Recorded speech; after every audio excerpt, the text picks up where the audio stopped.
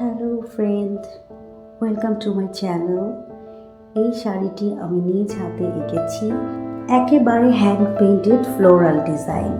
হালকা হলুদ রঙের শাড়ির উপরে গোলাপি, সবুজ আর কালো রঙের ফুটিয়ে তুলেছি নরম মোলায়েম ফুলের ছোঁয়া। প্রতিটি ব্রাশ স্ট্রোকের মাঝে লুকিয়ে আছে সময়, ধৈর্য আর ভালোবাসা।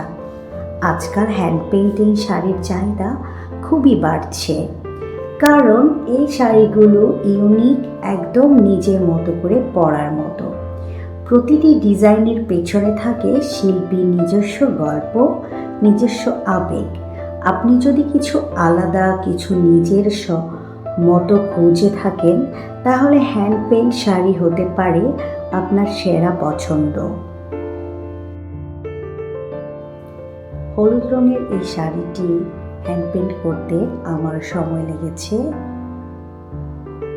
মোট 4 দিন, কারণ আমি পরিবার সামলিয়ে অবসর সময়ে আমি হ্যান্ড পেইন্টের কাজ করি।